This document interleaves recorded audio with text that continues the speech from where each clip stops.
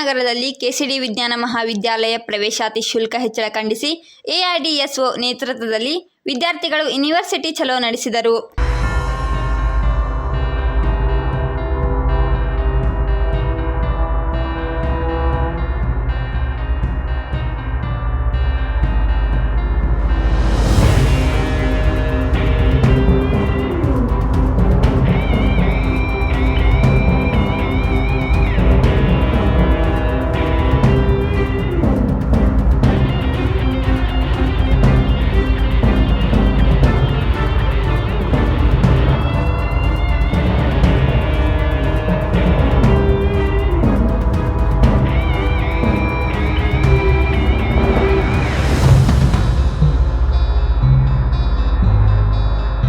ಕರ್ನಾಟಕ ವಿಶ್ವವಿದ್ಯಾಲಯ ಎದುರು ಪ್ರತಿಭಟನೆ ನಡೆಸಿದ ವಿದ್ಯಾರ್ಥಿಗಳು ಶುಲ್ಕ ಹೆಚ್ಚಳವನ್ನು ಕೂಡಲೇ ಹಿಂಪಡೆಯಬೇಕು ಎಂದು ಆಗ್ರಹಿಸಿದರು.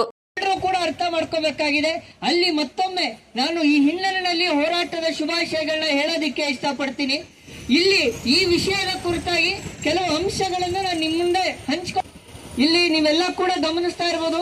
ನಿಮ್ಮ ಈ ಕಾಲೇಜಿನಲ್ಲಿ ಯಾಕಪ್ಪ ಈ ವರ್ಷ ಶುಲ್ಕ ಏರಿಕೆ ಆಗಿದೆ ಅಂತ ಹೇಳಿದ್ರೆ, ಯೂನಿವರ್ಸಿಟಿಗಳಿಗೆ ಬರ್ತಿದ್ದಂತ ಫಂಡ್ ಏನಿತ್ತು ಅನುದಾನ, ಅದನ್ನ ಇವತ್ತು ಕಟ್ ಡೌನ್ ಮಾಡ್ತಾ ಬರ್ತಾ ಇದ್ದಾರೆ.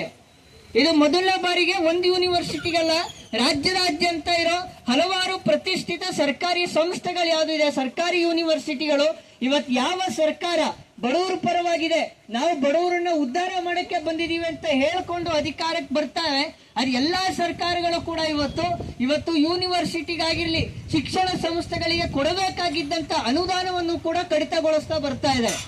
ಅದರ ಪರಿಣಾಮ ಏನಾಗಿದೆ?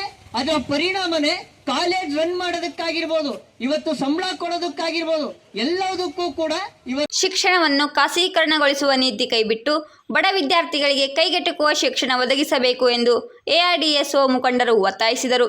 ಕ್ರಾಂತಿ ಸಮಾಚಾರ ಟಿವಿ, ಧಾರವಾಡ.